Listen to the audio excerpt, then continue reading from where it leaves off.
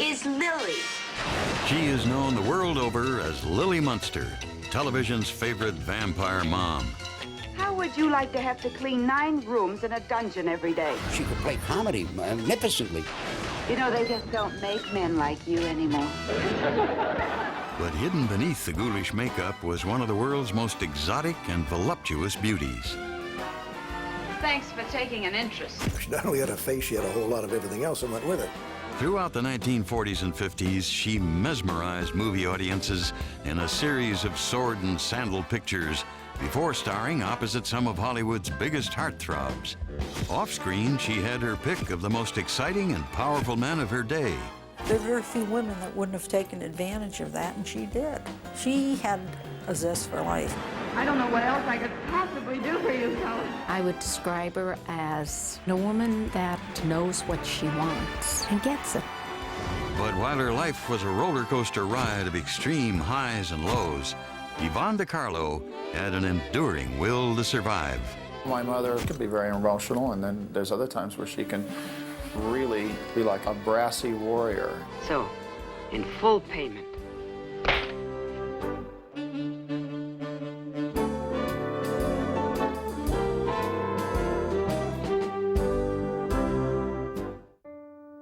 In 1922, the growing city of Vancouver, Canada, was recovering from a post-war depression and celebrating the repeal of Prohibition. It was here on September 1st that 19-year-old Marie de Carlo Middleton gave birth to a daughter named Margaret Yvonne.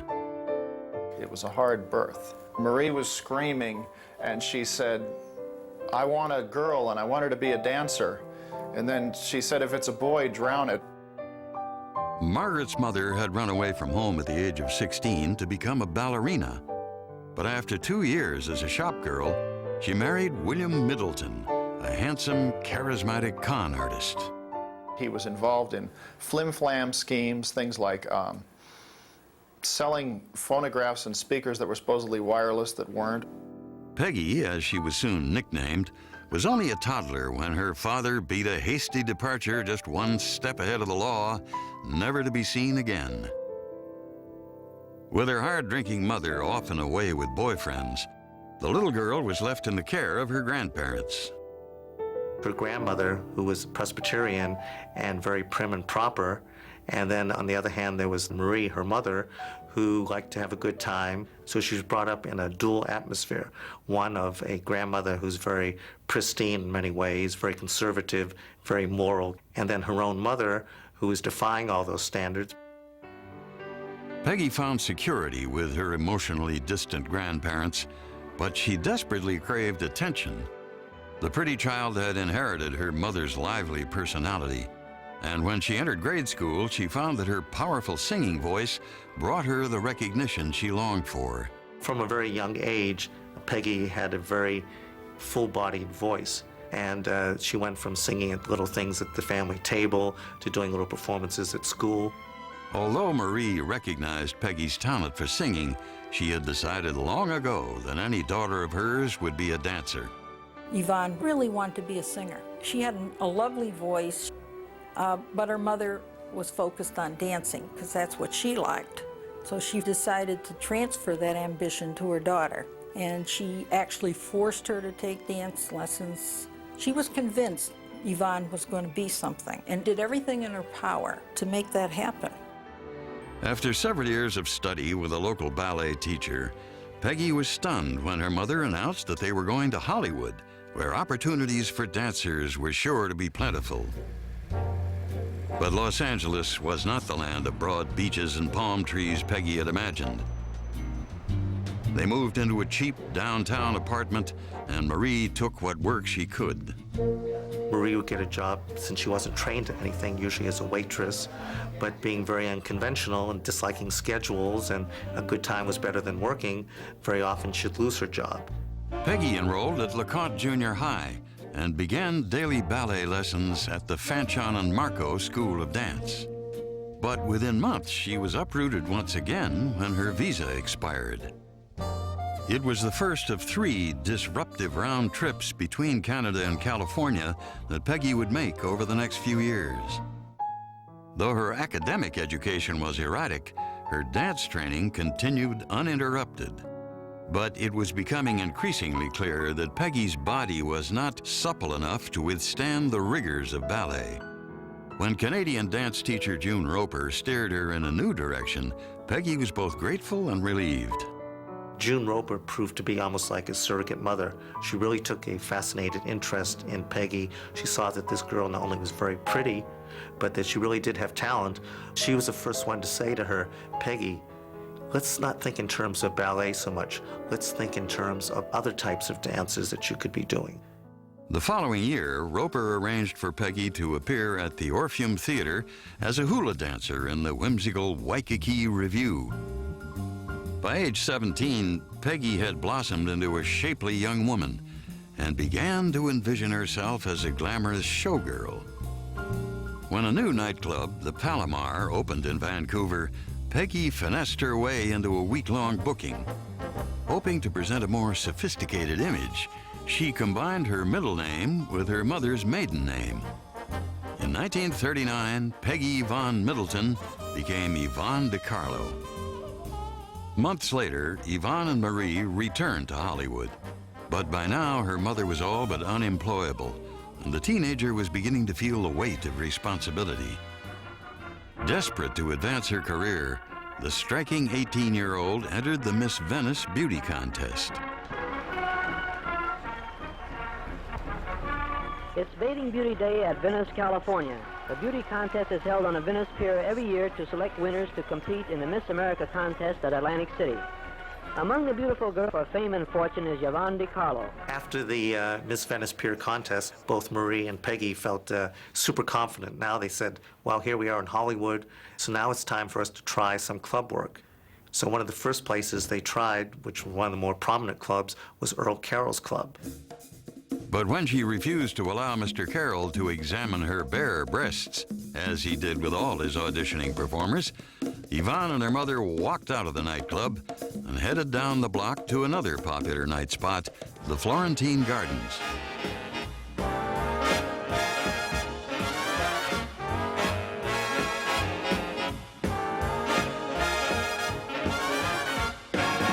The naive teenager believed she was on the road to success when the club's owner, Nils Grandland, hired her as a dancer in what was really a thinly disguised girly revue.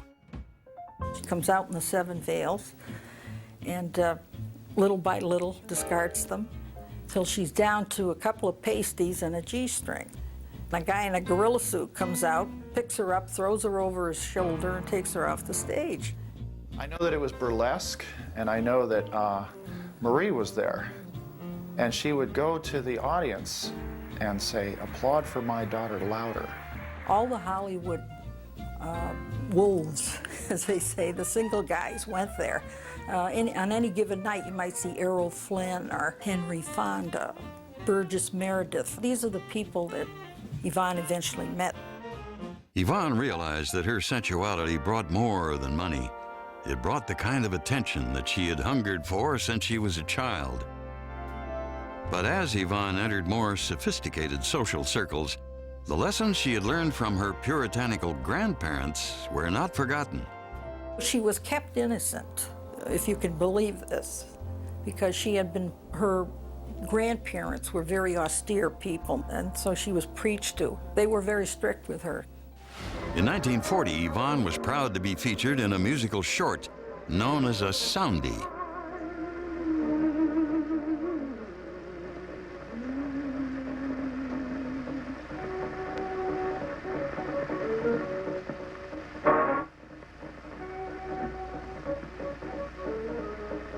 The young dancer liked what she saw on the screen. Believing she had a shot at the major leagues, a glamorous lifestyle and big money, Yvonne de Carlo made up her mind to be a movie star. She returned to the Florentine Gardens with a new sense of purpose, but bandleader Artie Shaw awakened the teenager to a harsh reality. He was very flat out forthright with her, and he said to her one day, "You know, Yvonne, working at the Florentine Gardens, you're in a deep rut and you're not going to get out of there." And this upset her because she was very happy. She thought her career was progressing. Yvonne gratefully accepted Shaw's offer of a month's wages and quit her job. She quickly found an agent and for her first movie role received $35, playing a bathing beauty in Harvard Here I Come. When no other film parts followed, the pragmatic DiCarlo returned to club work, this time at Earl Carroll's. After she got working in nightclubs and got used to performing scantily clad, well, then she said, fine. So she went in and flashed them, and she got the job. But only 2 months later, on December 7th, 1941, the Japanese attack on Pearl Harbor signaled America's entrance into World War II.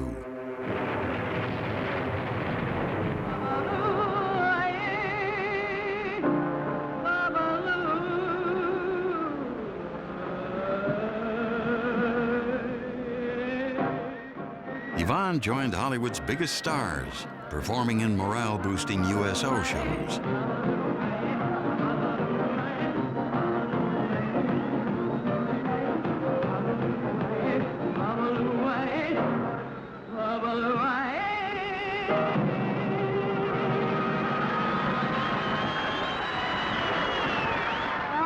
That's all the music I have. I don't know what else I could possibly do for you fellas. Yvonne's confidence soared as she sang before thousands of cheering servicemen. Before long, she was a favorite pinup and the recipient of thousands of letters from lovesick GIs. In 1942, executives at Paramount Pictures also took notice of the exotic beauty and cast her as Dorothy Lamour's handmaiden in The Road to Morocco, starring Bob Hope and Bing Crosby. That August, Yvonne DiCarlo joined Paramount's roster of contract players, and the studio kept the ingenue busy with bit parts in a series of notable films. As Yvonne gained more independence, her relationship with her mother grew strained, and she moved into a small apartment. Now on her own for the first time, and free from the pressure of supporting Marie, Yvonne realized that all work and no play makes for a dull girl. They called her Icebox DiCarlo and all these names because she was a virgin. But she decided, you know, enough is enough. Let's get on with it. So she had had a few affairs.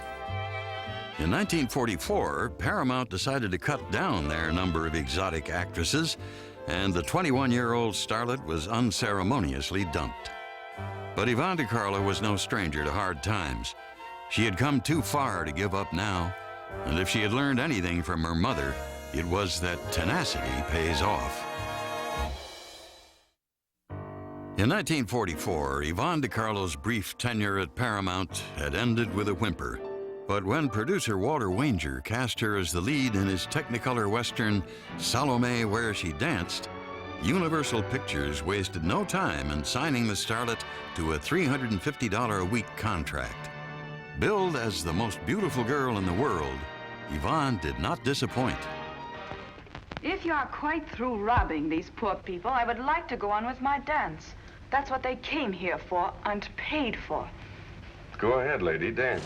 She had some kind of piercing gaze as well as a way of communicating to the audience as well as the person she was playing opposite.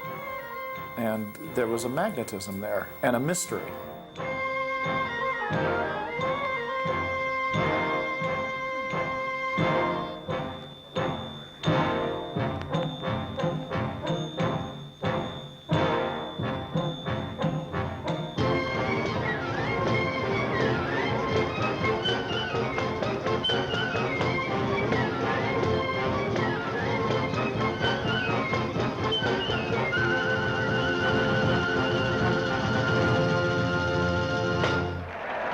Salome Where She Danced was one of the year's biggest hits, and Yvonne became one of Universal's hottest properties. The studio schooled her in etiquette and grooming and demanded that she never be seen in public unless she looked and behaved like a star. Yvonne was a star. She, by golly, was a star, and in those days, being a star was something very special. They were sort of coddled, and they were taken care of, and they were made into stars. Before long, the highly publicized actress caught the attention of dashing billionaire Howard Hughes, who began to actively pursue her. What she liked about Hughes, I think, was an air of mystery, intelligence, power. She made a mistake of falling in love with him, despite what her friends told her. This guy, I mean, that's all he does is collect women. He's not interested in marriage. And finally, one day, she got the gumption to ask him, "Are we going to get married, Howard?" He said no. And that was that. Unfazed, Yvonne spent a little time pondering her losses and set her sights on actor Robert Stack.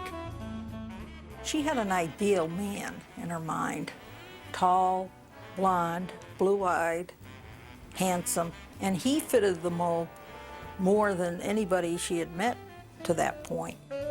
Naturally, my eye caught hers. I thought to myself, wowee, she not only had a face, she had a whole lot of everything else that went with it.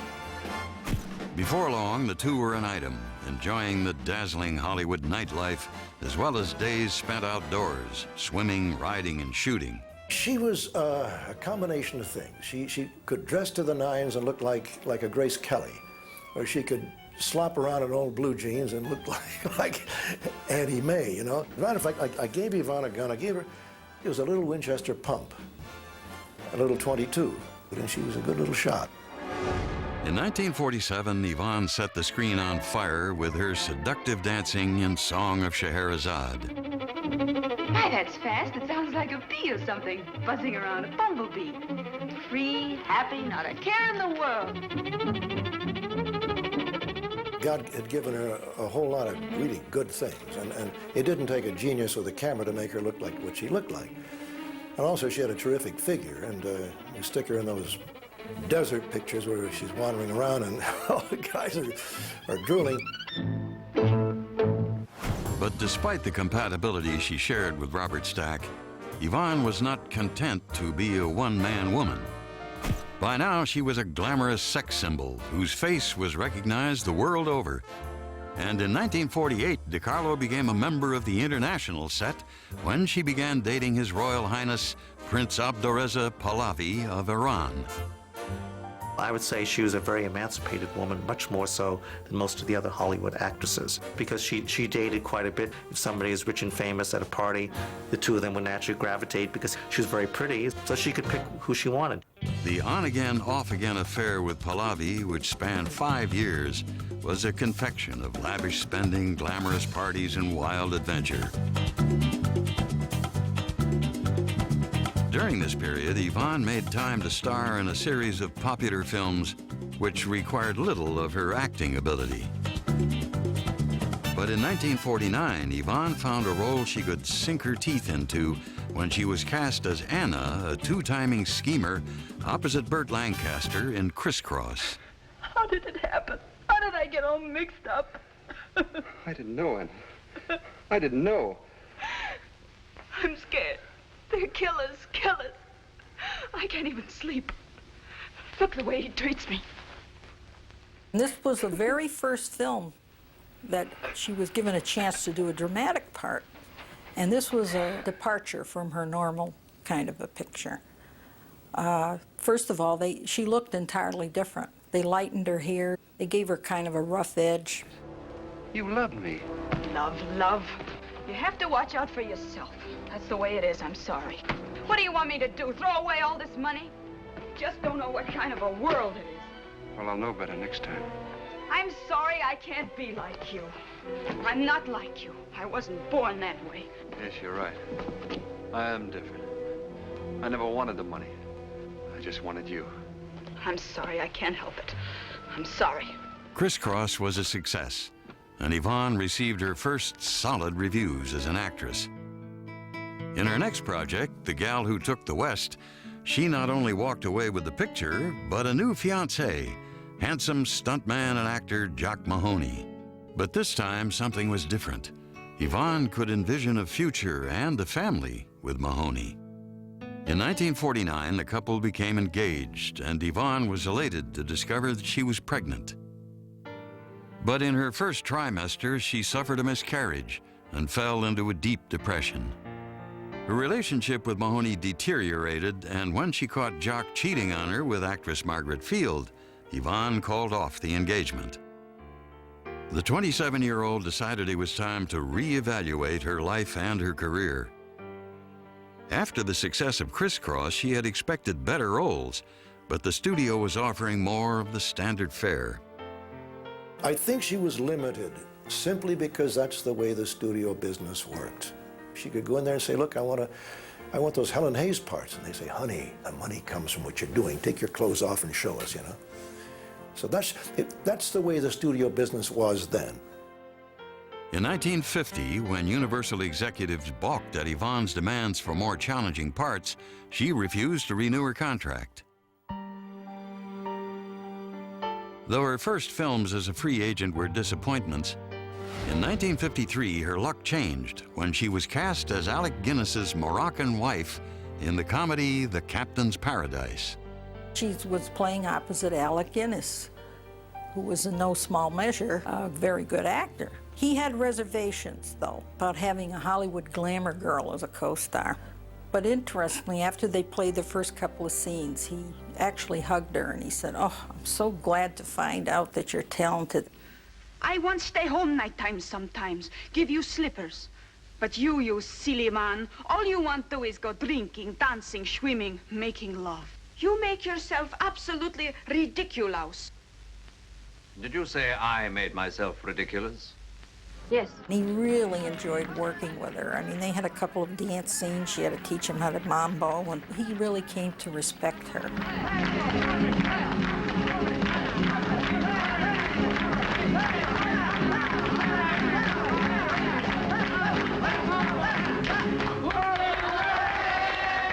Yvonne celebrated the success of Captain's Paradise with a trip abroad. While in France, the glamour girl embarked on another royal romance, this time with the notorious playboy Prince Ali Khan. She wasn't serious about him as a husband, but they had a great relationship. She was like a lover confidant.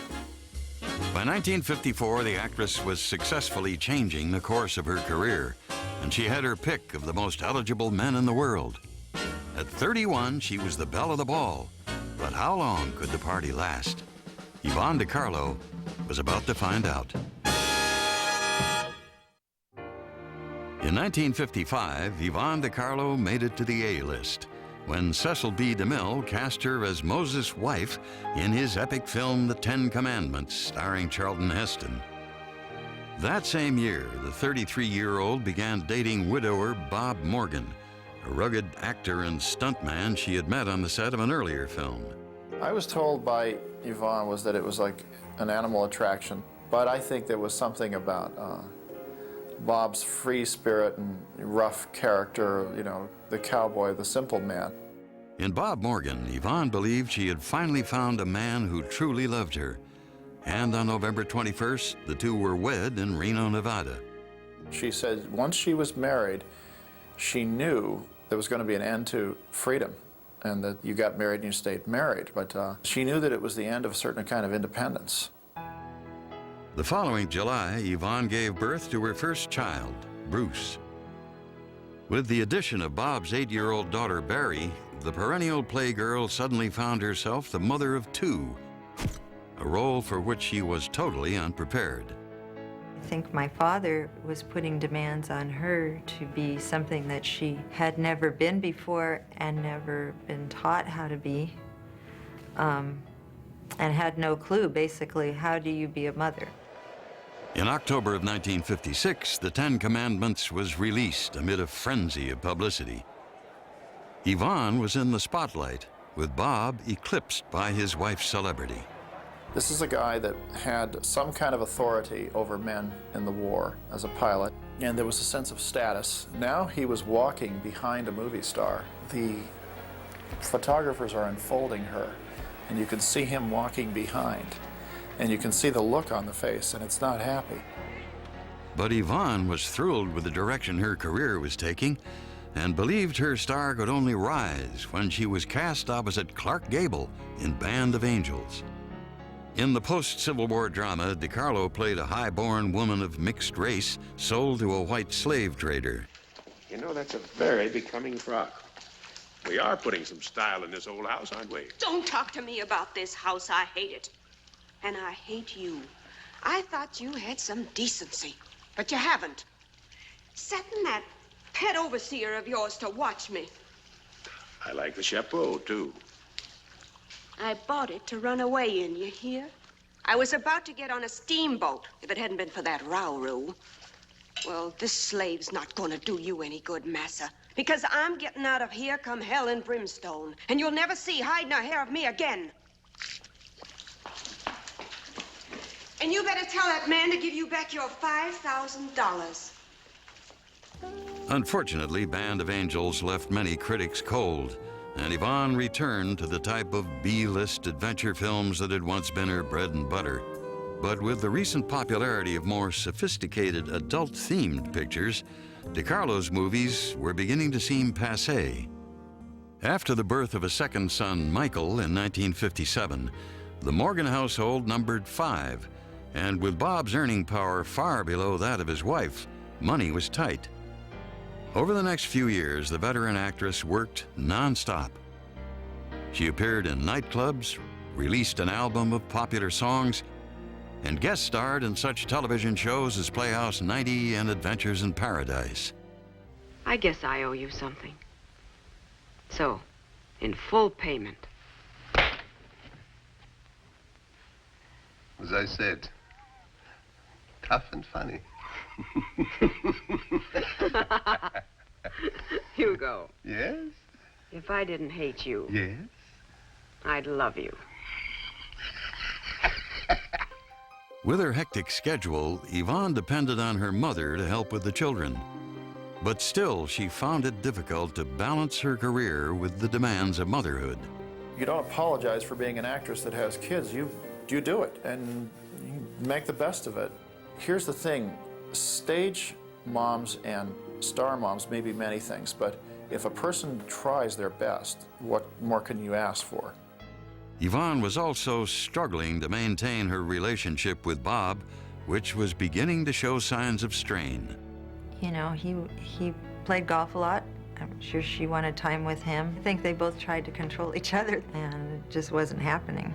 It wasn't what you call a calm and serene household. He was a heavy drinker. He belonged to the John Wayne macho school, where you work hard all day, you go to the bar after work, and have some belts with the boys, and then you go home to the wife and kids. You know, years ago, alcoholism wasn't a disease to these people, and they fought a lot. In 1961, after 5 years of marriage, Yvonne was contemplating divorce. But all of that changed in one chilling moment when she received a phone call from Phoenix. Bob had been run over by a train while performing a stunt on the MGM film How the West Was Won. Terrified, Yvonne rushed to be by her husband's side. She was very upset, and she was very distraught, and she was crying, and she said, "Your father's in a very, very bad way," and I think she was really scared he was going to die. 3 flat cars run over him. In the hospital, he was patched up, died clinically 3 times, and they revived him. Facial crushing injuries, lost his left leg, back, coccyx vertebrae crushed. Yvonne helped Bob through months of additional surgery and the emotional adjustment to his artificial leg. She had some sense of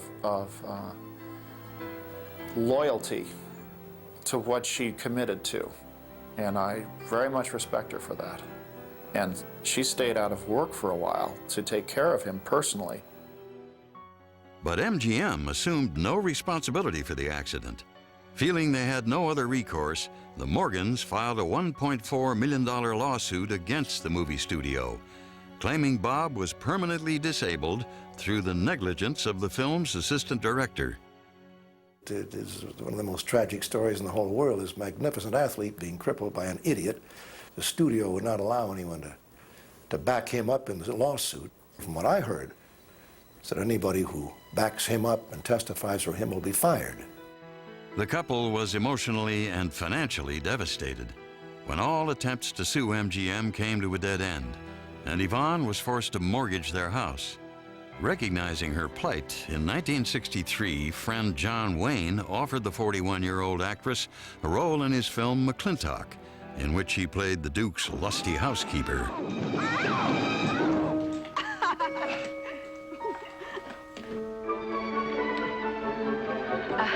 Mrs. McClintock, hope you won't misunderstand.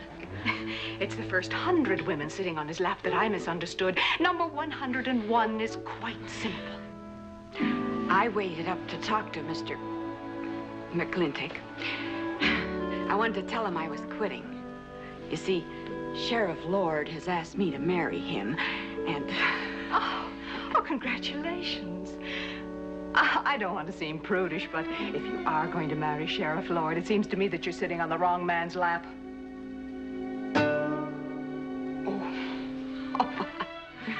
For Yvonne, Wayne's gesture of friendship offered only a momentary relief from her mounting medical and legal debts. The actress was at an all-time low, and there seemed to be no light on the horizon. But Yvonne Carlo's career was about to receive some supernatural assistance in the form of a beautiful vampire named Lily Munster. 1964 started out as a disastrous year for 41-year-old Yvonne Carlo. Her film career had come to a halt, and after nearly 30 years of work, she was deeply in debt. But when her old studio, Universal, called with an offer to star in a TV series about a family of monsters living in the suburbs, Yvonne had mixed feelings. At first, she was embarrassed by the thought of doing it, but her agents and her bank book told her, go audition for this, you need the part, you need the money, it might lead to something.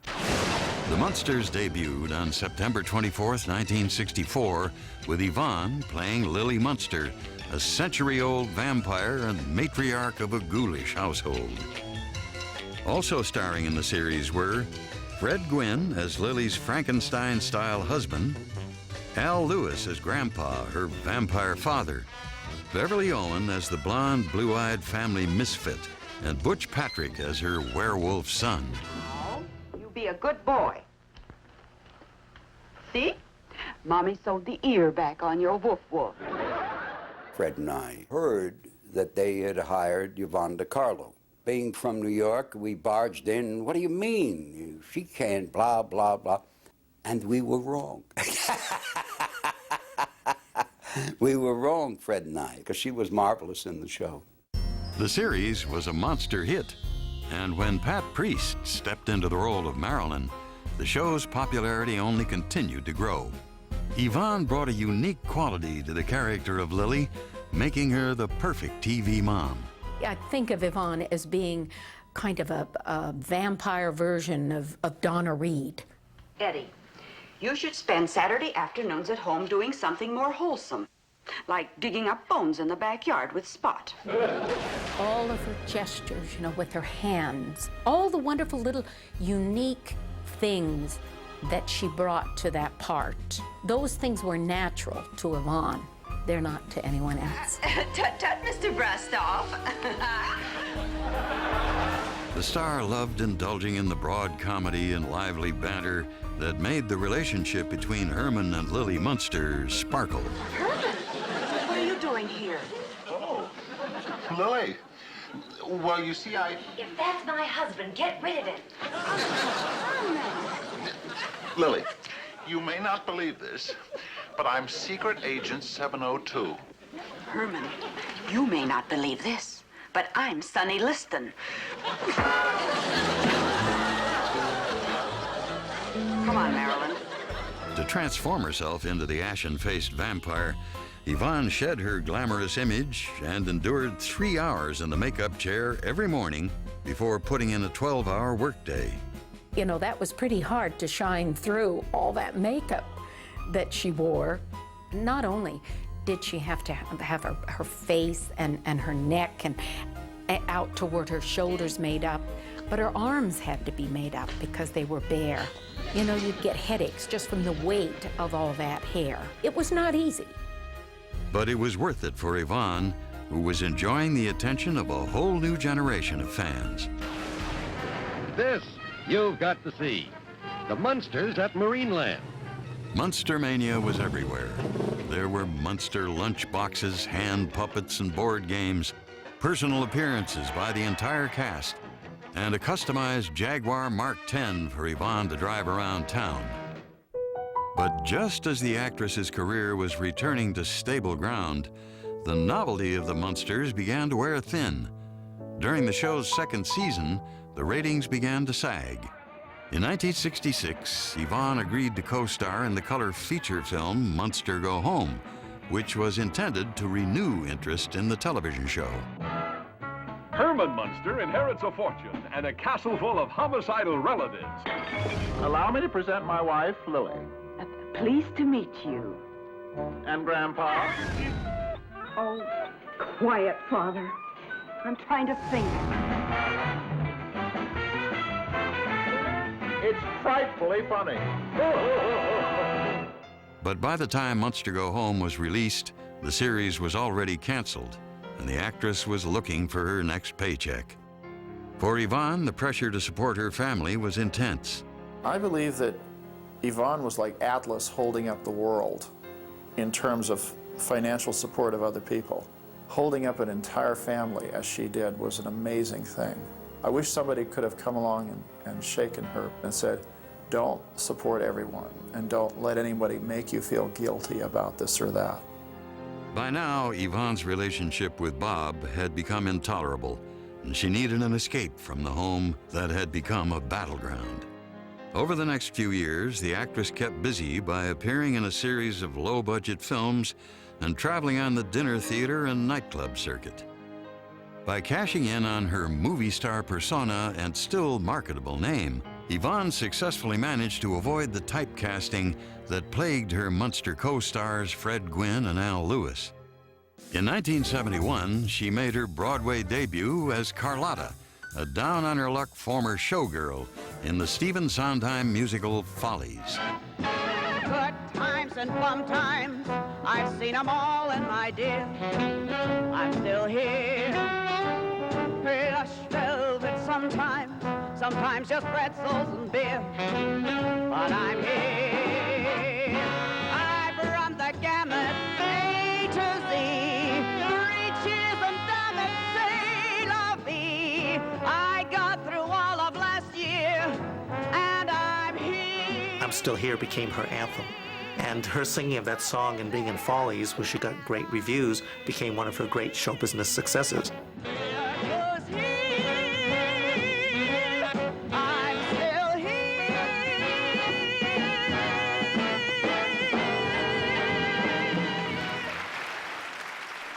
Follies ran for a staggering 522 performances. At 48, Yvonne de Carlo would prove to one and all that she was indeed still here and still a star. Fresh off her Broadway success in Follies, Yvonne de Carlo appeared in cult film director Russ Meyer's The 7 Minutes, portraying a defense witness in an obscenity trial. You solemnly swear to tell the truth and nothing but the truth, so help you God? I do. State your name for the record. Constance Cumberland. Please be seated. You indicated in earlier testimony that you had published your own autobiography, which was a bestseller, as I recall. Have you ever written or published any other books? Yes, I have. How many other books? 1 book. Was that book published under the name of Constance Cumberland? No, it was not. It was published under a pseudonym. Can you tell the court the title of that book and the pseudonym under which you wrote it? The book was The 7 Minutes by J.J. Jadway. I am J.J. Jadway. The film's reviews were merciless. However, New York Magazine proclaimed, only Yvonne de Carlo emerges unscathed, playing the lovely older movie star she happens to be. Critics weren't the only ones to notice the actress's enduring beauty. Yvonne was being courted by a number of attractive men, and in 1974, she decided it was time to end the marriage that for years had been in name only. I think she felt free because the divorce was a contemplation for many years. So I think there was relief. I could sense immediately her picking up the pace. Throughout the 1970s and 80s, Yvonne appeared in numerous films and even reprised the role of Lily in the popular TV movie Munsters' Revenge. In 1987, the former screen siren published her autobiography and titillated readers with a candid account of her career and amorous adventures. Here's the book, Yvonne. This is an autobiography. It's too spicy for you, though. Well, no, it is not. No, do you know what's in this book? There, you had, if I may say, liaisons with many famous men. Yes, Howard Hughes and Prince Ali Khan and Prince Abdurreza. Well, see, all these are rich men that are... Oh, and then there was a couple of truck drivers in there, too. But 1993 marked the beginning of a downward spiral for the actress when her mother, with whom she had shared an emotionally trying relationship, succumbed to cancer. I think that it was very sad for her. Her mother was very important to her, even if there was friction between the two of them. Yvonne had distanced herself in order to be herself. That was tough. In 1997, Yvonne was inconsolable when her son Michael suddenly died at the age of 40. Michael lived close to her, so they saw each other a lot. They went out for dinner and they watched movies together. So in some ways, he was like her companion. But he started to get sick and started to have these seizures, and eventually he had a bad one. The following year, fate dealt Yvonne another blow when she suffered a stroke and was rushed to the hospital. This was at a time when you have 93, her mother passes on. 97, her son passes on. And so it was a very tough time. She was lucky. She had a 98% recovery. The resilient 76-year-old actress bounced back with her usual aplomb and returned to her home overlooking a golf course near Solvang, California. She keeps up correspondence and I think plans her re-entry into the business. And I want to see her do that because she's an old trooper. She's not going to, be happy sitting up on a golf course for a long time. Well, I'm not just going to sit around here and deteriorate. By the year 2000, the actress had become a beloved television icon as reruns of the Munsters continued to win over new generations of fans. I'd feel a lot better if I could hear a few explosions. But Yvonne de Carlo's beauty, unquenchable zest for life, and indomitable spirit are what made her truly unforgettable. She's appeared or starred in over 80 films. She's been a star on television, Broadway, and she's a survivor. And as the song says, she's still here. She was a young girl when she started out, and things were not all a bed of roses for her in the beginning, and I think that's what formed her and made her a formidable person.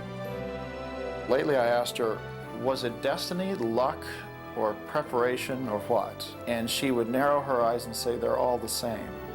I describe her as one of the most beautiful women on film, personally as someone who took the travails and difficulties of the most difficult job in the whole wide world and handled them with class.